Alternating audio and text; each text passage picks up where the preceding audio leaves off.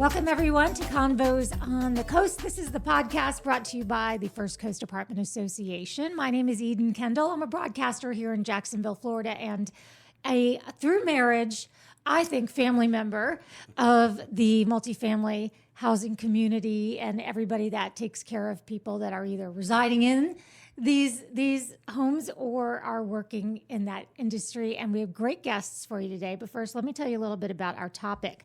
We're going to talk today about the mentor-mentee relationship.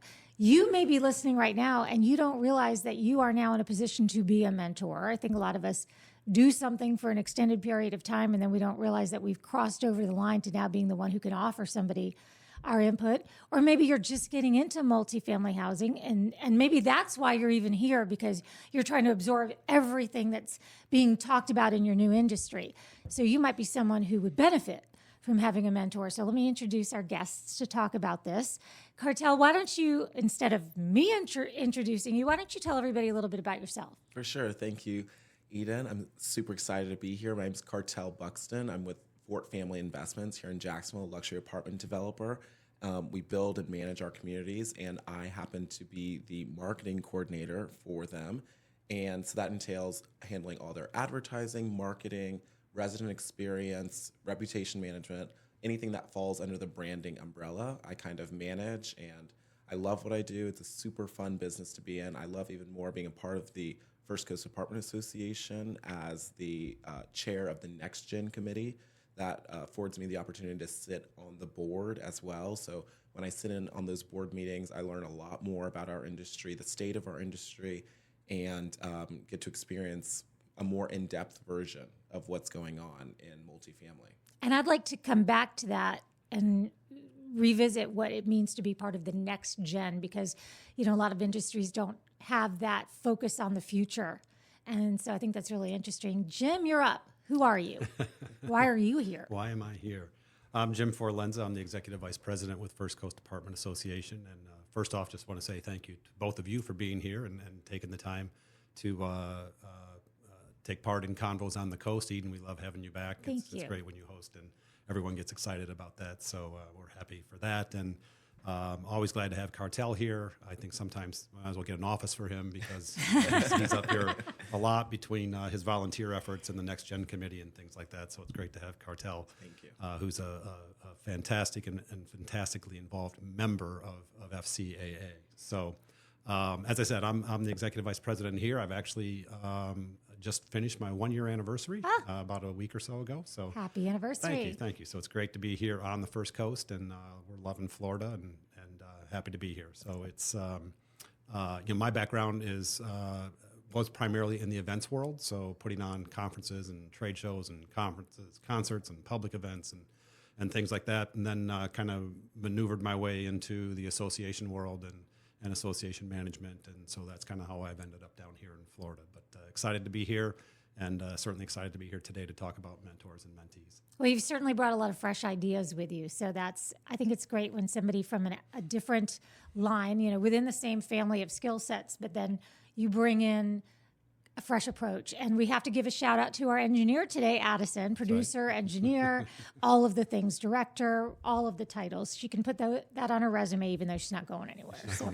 All right, so we've established that. Let's talk for just a moment, Jim, starting with you, and kind of talk about Cartel behind his back in a way. The Next Gen group that has been mentioned now by both of you. What is that about? So I think it's probably different things for different organizations. I know when I came here, the Next Gen Committee already existed. Cartel, if you remember, but one of the first things I did was I went to a Next Gen Committee meeting, and I wanted to meet them because I told them straight up in the meeting, and I mentioned it again in the board meeting, that it was one of the most important committees I felt that we had as an organization, because it's the future of not just our organization, it's the future of our industry, right? So it's important to me that we have a younger generation, younger professionals that come into our space. They bring different ideas and different thoughts and a different way of doing things, and that's good. And I don't want to say it's bad, but it's different. And I think when you have, in my role, I want people to bring fresh ideas and new ideas. I talk with the team here that we have all the time about, hey, let's do that. Let's try it. If it didn't work, hey, it didn't work. And in fact, I think on the sign we have above the water cooler down here right now, it says, "Those who avoid failure avoid success." So that's kind of my attitude, and I think that's a big part of the next gen committee and what they bring. And it's a lot of fun ideas. It's a lot of fresh ideas, and that's the type of thing that we want to have and we want to grow. And that's part of it. And I think that other part of it is how do we lead them? How do we get them there? They're all actively involved in the organization just by being on the committee, right? It shows that they're engaged and they want to be part of it. And I think it shows that they want to learn, right? And they want to be better and they want to do more.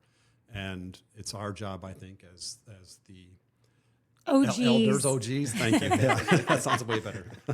I think it's our job to kind of help them get there, right? And sometimes that's not necessarily that we know the way. It's just kind of sharing our experiences and kind of, hey, here's some of the stuff that we went through, right? And if that knowledge or that experience helps them kind of define the way that they want to go, then I think that's part of what we're doing.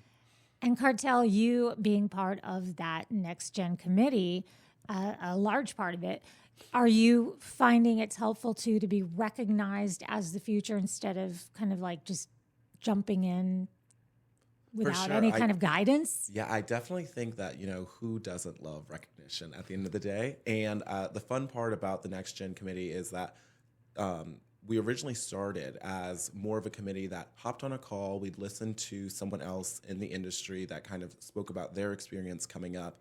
And then we kind of shifted a little bit to where we still occasionally will have an experience like that, but now we're more charity focused. So we're going out into the community. We're involving those apartment communities that may not think to get involved with the association as often and including them in things. So most recently, we had our back to school drive that benefited Daniel for Kids, and all of our associates members went out, delivered boxes. Shout out to Sudeth for providing those boxes. And we were able to get more communities involved. And it was one of the biggest turnouts, I think, that we've had for the back to school drive. But the important thing in that was that our committee was working to keep the community involved and involved in the association, which I think is a large part of how our association continues to function, is the most involvement from the communities. And Eden, I should probably just jump in too and just say, I think one of the other things that the Next Gen Committee is starting to do now is integrate themselves into other committees. So they're working very closely with the Maintenance Committee on some of the activities that we're doing and with the Education Committee on activities that we're doing. So I think that's the kind of thing that we want to happen, and that's we're encouraging that to happen. So they're not just working in a silo by themselves. They're engaging with other committees and how can we do events together or activities together or learn from each other and kind of be better for an organization that way. And those are the experiences that allow us to actually be around people who have been in the industry longer than us and learn from them and learn from their experiences and take what they can teach us and utilize it in our current careers. So speaking from outside the industry, I think in every industry you're going to have the people that have been doing it for a long time that get frustrated, and it's so easy. Trust me, it is so easy to forget that you're not the new kid anymore, and to get frustrated and say like, oh, let me tell you, these young ones, they only want to do everything by text, or they don't want to, everything's got to be content for social media and blah, blah, blah. And it's easy to be frustrated, whereas obviously a much more proficient way to do it would be to say like, oh, they can handle something because it's like they could do it in their sleep because that's their generation. And this is what's needed in this today's society. And in your instance, Cartel, it can be very easy to be like, oh my gosh, Jim is so stuck in his ways.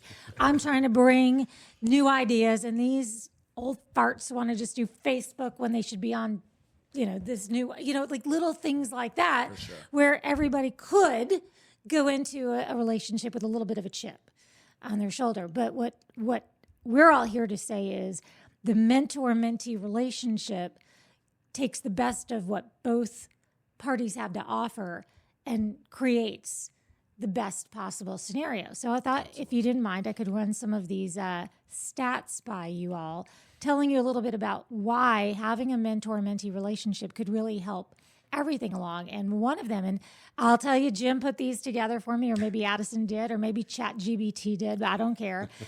Employees with mentors are twice as likely to be engaged than those who are not. That obviously makes really great sense. Excuse me. 79% of workers with a mentor felt well paid compared to 69% of those without. Does that mean they actually were better paid? You can look at it however you will. There was a study that was a 5-year study that found that mentees were promoted 5 times more often than those that were not in some kind of a program.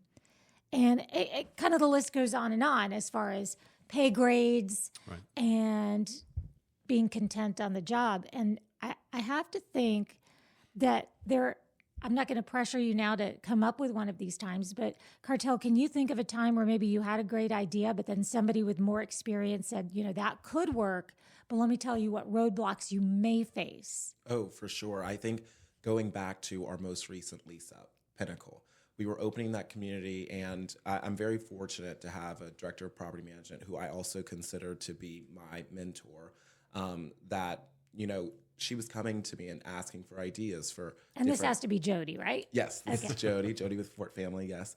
And asking for ideas as to what we could incorporate into the community that, kind of sets us apart in different ways. And so I would list based off of things I've seen other communities do. She would say either yay or nay to it. And the nay I found most important because not only did she say no to this, she explained why it wouldn't work for our community. And in turn, I was able to then understand what our goals are better.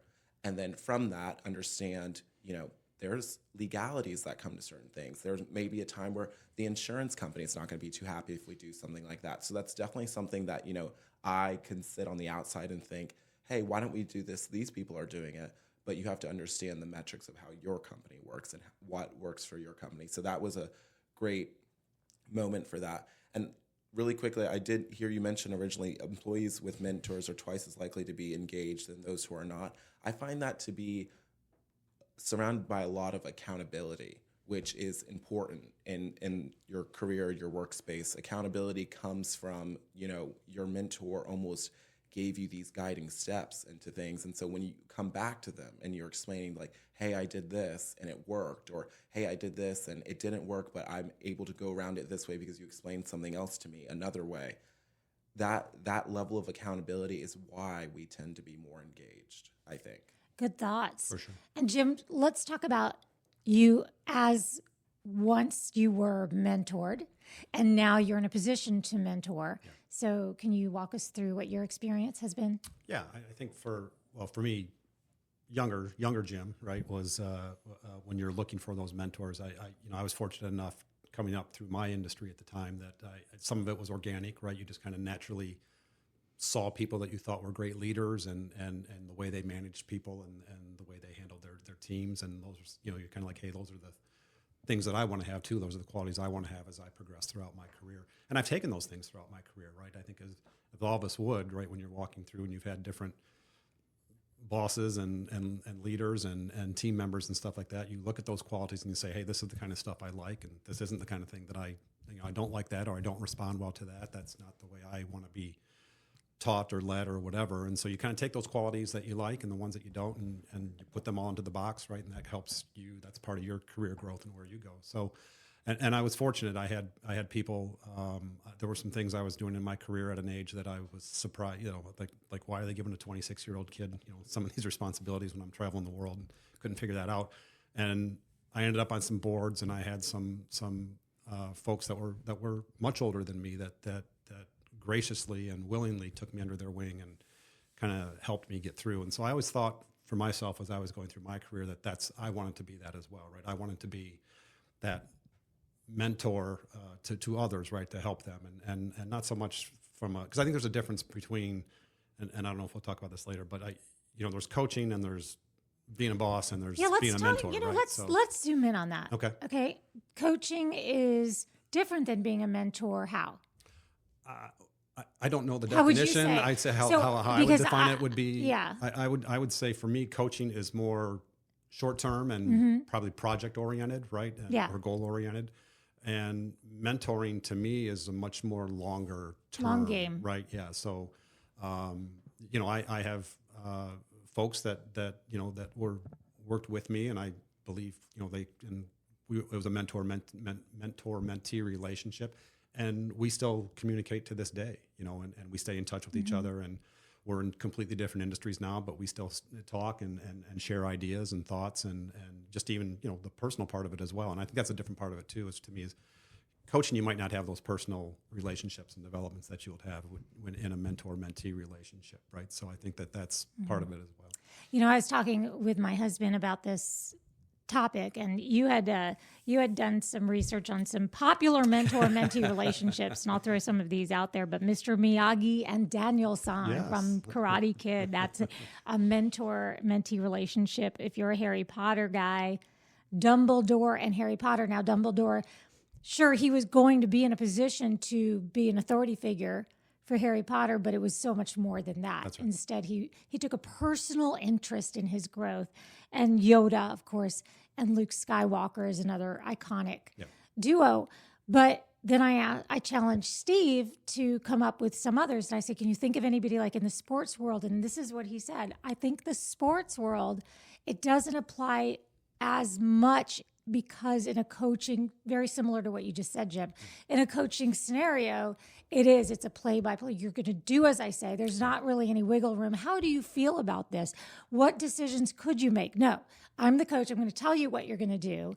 And this is, if you want to succeed, how you should do it. Yeah.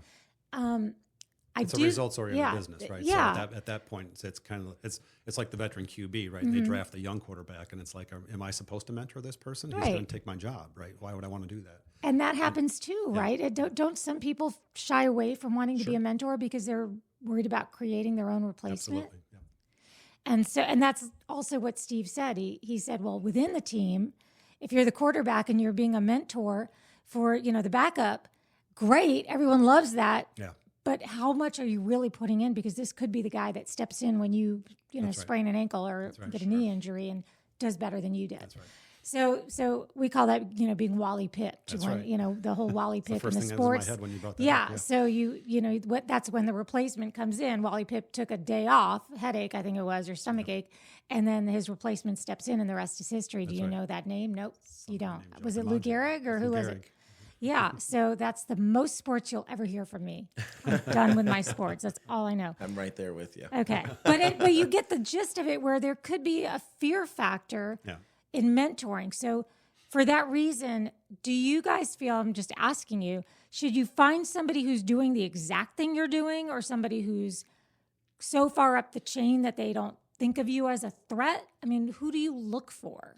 Personally, I, happen to have someone who had experience in my business, of course, but the role that she does daily really it's separate from what I'm doing. Yes, marketing does fall under the director of property management's overseeing, but she's not looking to me to, assist with little tasks. She's actually expecting me to handle this entire role. If I need to come to her with, an expectation or a question, of course she's happy to help. But at the end of the day, her experience and her work in in her past, like she did advertising. So that she uses to then mentor me to understand different avenues when we're doing things or I'm putting together a campaign for the company. I think it's important that you do not find someone who is, same level of experience as you, same role as you, because you want someone who can come back to you with a factual reason behind why what you're doing should either change or keep going in the direction that you're going in. Because, like I said, I've been in the industry for 5 years, whereas Jody's fortunate to have 20 years of experience. So it's a lot more information that she's bringing to me that I would have never even thought to see that way.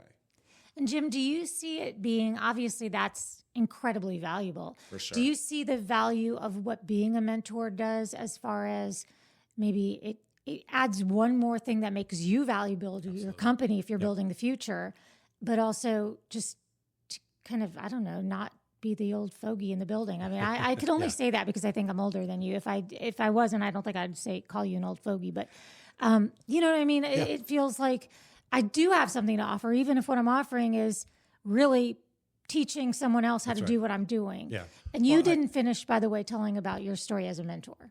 And it kind of can be the same answer here, because I think for me, it's, when you start becoming a leader of an organization or a department or whatever it is, right, you're going to have team members that are there for you. So I've always looked at it as my job is to develop that team, right? It's not to hide information. It's not to, gatekeep, make sure I want to look like I'm the smartest one in the room all the time, right? For me, it's about helping those people grow, right? Helping them learn the industry better, because at the end of the day, that is going to make me look good, right? If I got a team that's full of people that know what the hell they're doing and can go out and get the job done with minimal supervision or minimal direction or something like that, that's great for the organization, right? And if you got a team full of superstars, and we have an organization full of superstars, and we should be performing at a high level. So I've always felt that that's my job as a leader. So part of that comes into that mentor aspect of it, right? So as you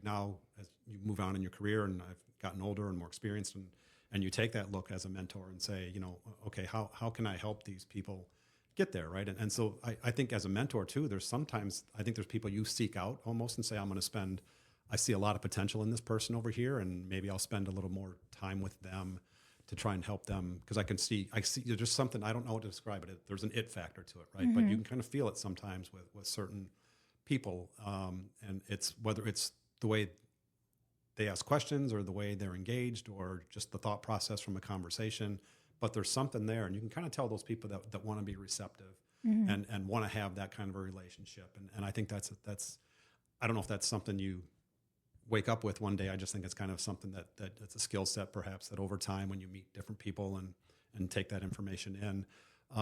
But I, so as a mentor, for me, as much as I think a mentee can be seeking out somebody, I think mentors should be seeking out others as well and trying to invest that time mm-hmm. and that like energy paying and it that forward. effort. Exactly right, for sure. Paying it forward.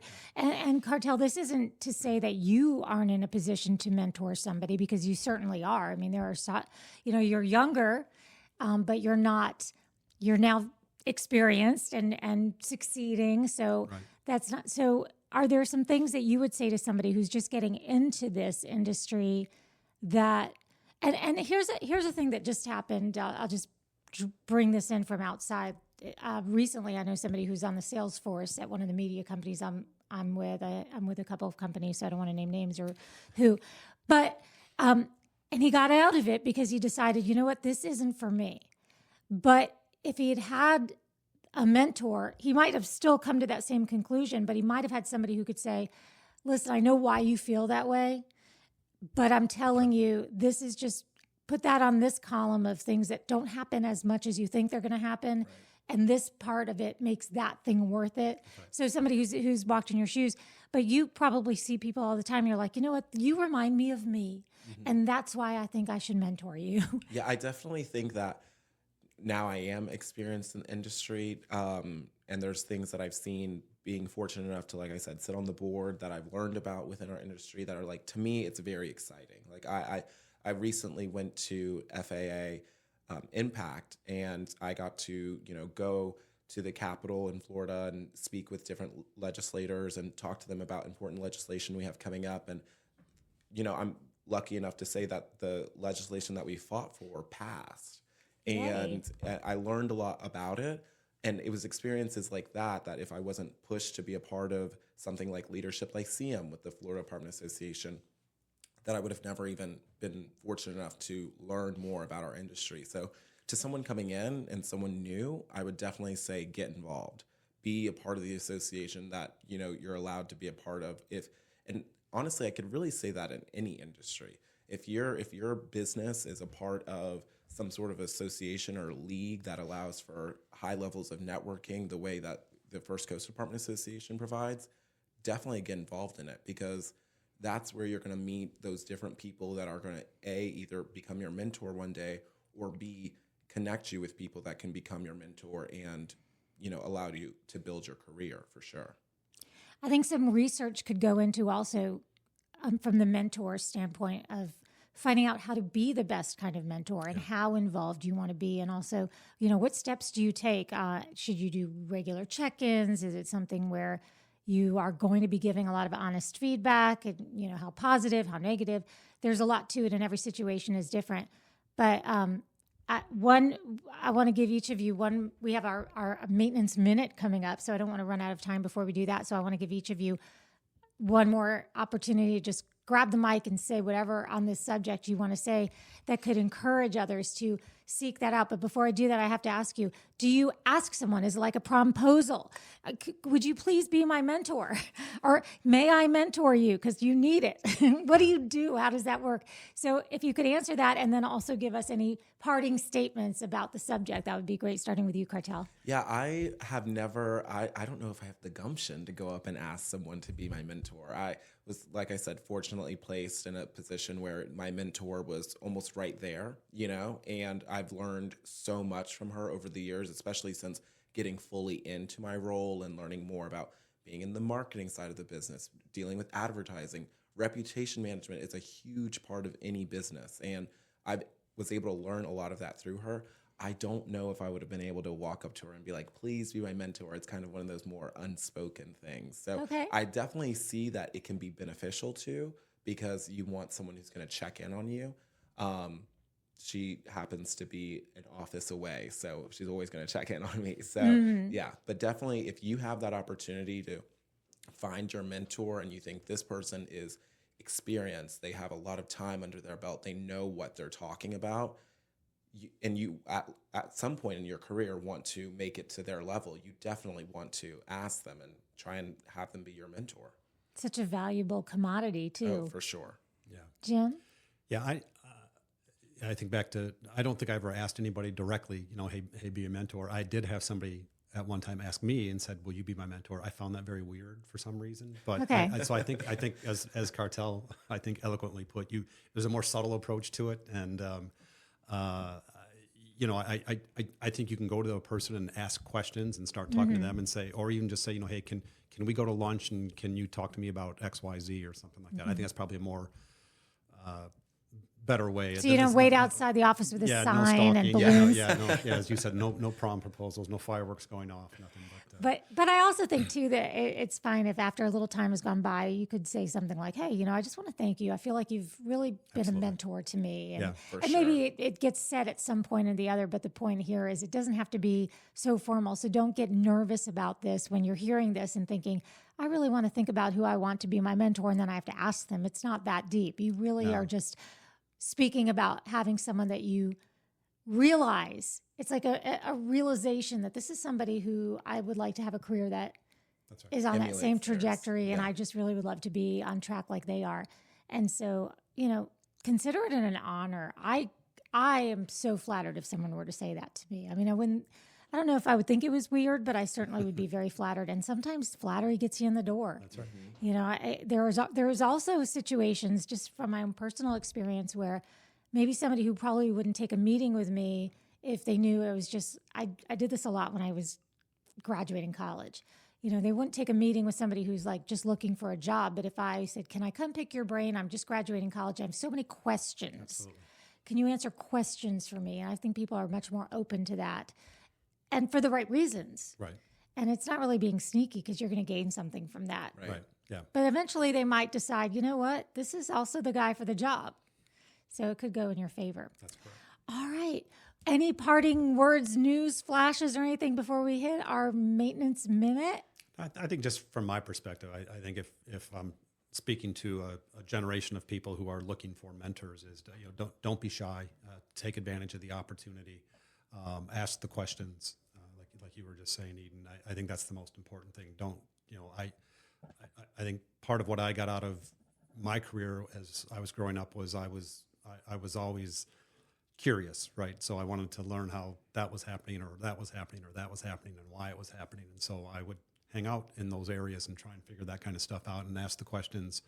And I think at that point, people will look at you and think and understand that this is someone who's engaged. This is someone who's invested into what it is that we're trying to do, and this is someone who is trying to help us be better. And so I think that just kind of becomes a two-way street. So my advice would just kind of be more to ask the questions, be involved, and don't be shy about it, right? I think that's the best thing to do. If you enjoy what you're doing, get involved in it and ask the questions. All right, Cartel, you're going to get the final word, but first we're going to listen to this Maintenance Minute.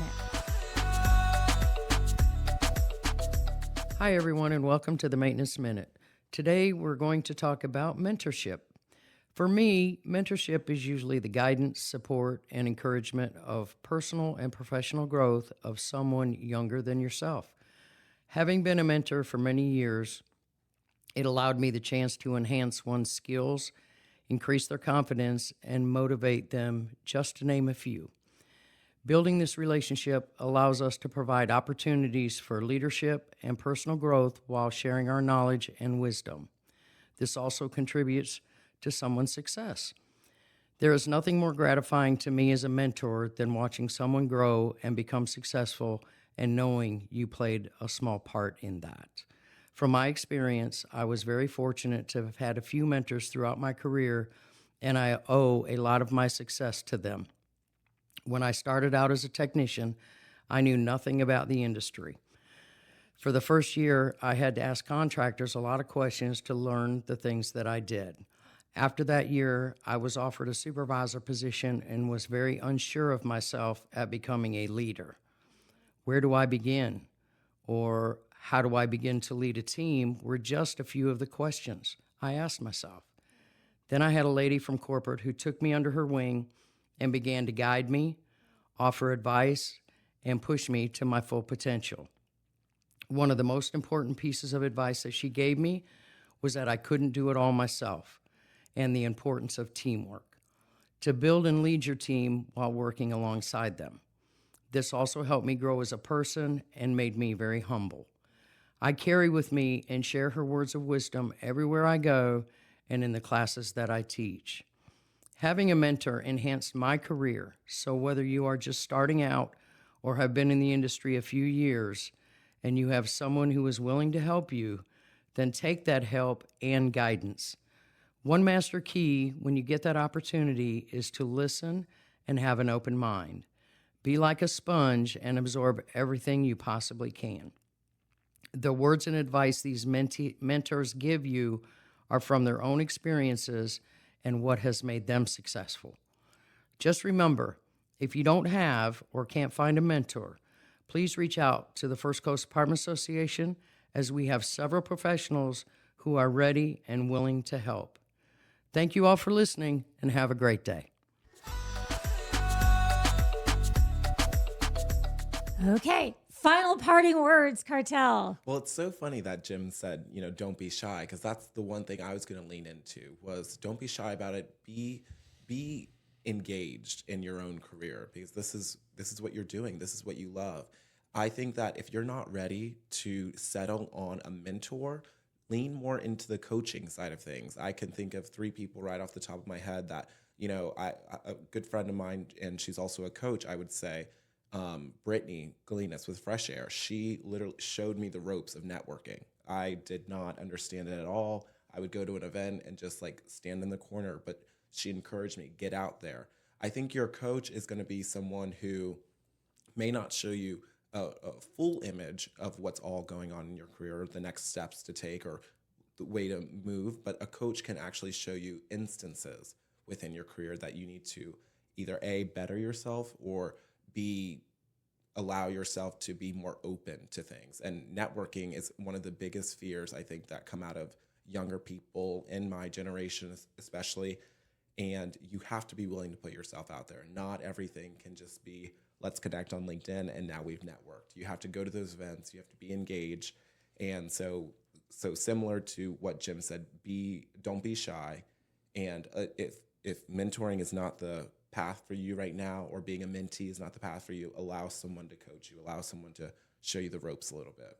I love networking as a potential topic too, because there's so much to that. I mean, everything from just even LinkedIn, like you said, LinkedIn, and instantly the hairs on the back of my neck stood up, because that's the one thing I have not yet mastered. And I don't know that I need to at this point, but it's certainly something that I know is huge for the next gen Yes. and committee. There's so much fun whenever you see you're part of the 500 plus club. Whatever that means, I'm sure everyone listening knows, because Addison's like over here going, Yeah. and I'm over here thinking, all right, okay.